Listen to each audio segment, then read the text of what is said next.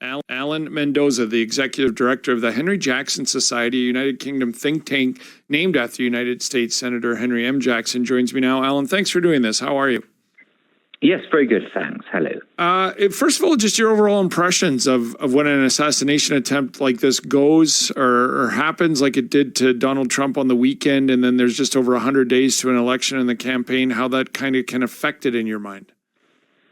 Well, I mean, obviously, given that mercifully he survived the attack, he's going to get a boost from that very fact. I mean, it is pretty miraculous, there, but by the grace of God, 2 centimeters this way or that way, we'd have had a very different story. So clearly, come through that ordeal, having come through it as well in the manner he did with his defiance, and then he's not going to be taken down, is going to play well to the American public. But we are still quite a way from the finishing line. If it was a week beforehand, this might be a foregone conclusion. And I think more interesting is where the race might now go in terms of civility, in terms of decency, in terms of the very positive mood music we've been hearing from both President Trump and President Biden in the last couple of days. And that might be a longer-term impact of this, a return to some more civility in American politics. Well, and that's what I'm hearing a lot of, and this unity that's come from both parties and really overall where we're at. Do you feel that can last, though, as they are currently campaigning? And I think it was much needed. I think even in other countries like our own in Canada, we're so divided and everything's so divisive that this can sort of calm things down to have respectable disagreements and debates. Can we do that out of an incident like this, or with just over 100 days to an election, does the campaigning ramp up again and we go back to talking terribly about each other?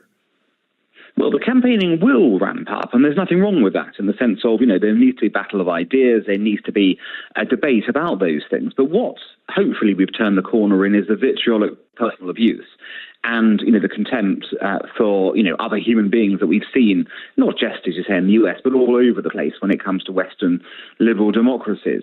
And there's certainly a choice that candidates can employ when they are campaigning.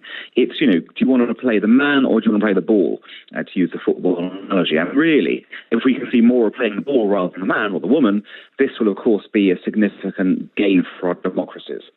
Indeed. And how did we get to this point where there's just so much anger and divisiveness in our politics?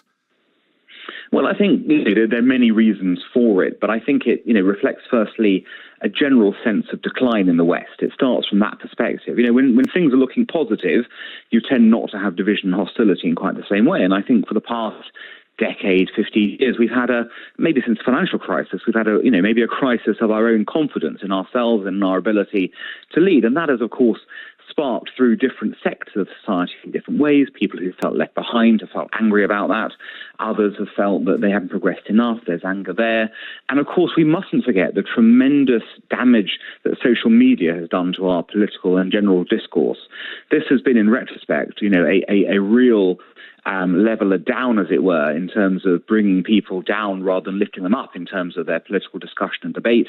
And that's been, if you like, the cesspit through which a lot of this has then come out. And then that's been reflected in what candidates say almost to each other even. Yeah, I was going to say we've become a society in many societies where we discuss face-to-face like we do on social media, and that's a major problem. Yes, completely. And I think once take the attitudes of sitting behind a desk in someone's home and then hurling insults there, you start to, if you like, be liberated from social norms in public as well, when you're facing people. And that's obviously been a problem. But it doesn't have to be insurmountable. I think what's been interesting is in the UK case, we've just had a general election, which, yes, it had a pretty dramatic result, as you all know. But actually, at the end of it, both political main leaders were able to look each other in the eye and say, you fought fairly and you fought, without going for the jugular on the personal. And that, I think, has made a big difference in terms of, our politics and our political discourse. I was following that a little bit and noticed that too. And even in our own last provincial election here in Manitoba, in Canada, I found that too. Like there were some nasty things being said and then hands being shook and congratulations back and forth. I'm not surprised over the nastiness. I'm surprised that things get so nasty and that you can still shake somebody's hand after. I welcome that. But to me, the point is if you're going to shake somebody's hand after, don't be as nasty. Oh, listen, I'm with you on that front. There's no need to go to that level where you have to sort of everyone gets surprised when you then patch it up afterwards.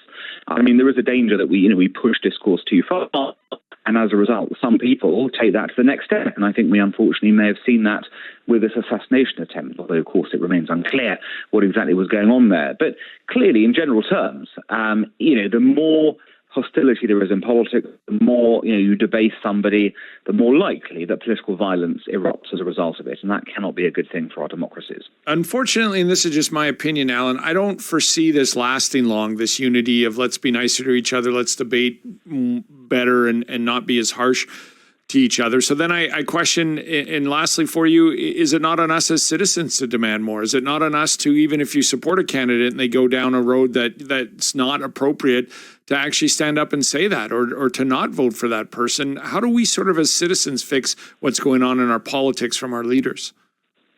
Well, in fact, all of us have a role to play in this, don't we? Because we discuss social media. Most of us are on it and have some role in it.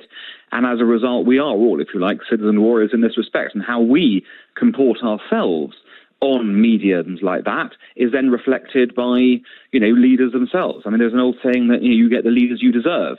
Well, let's, take it upon ourselves to try and, in our own lives, comport ourselves in a more dignified manner, because that may well be the messaging that needs to go up further to say there's been a change, we are going to try and do things differently, and we don't like what we've been seeing, and let's revert to older, more trusted ways that have led to the success. A really good conversation, Alan. I appreciate this and your insight and your time. All the best.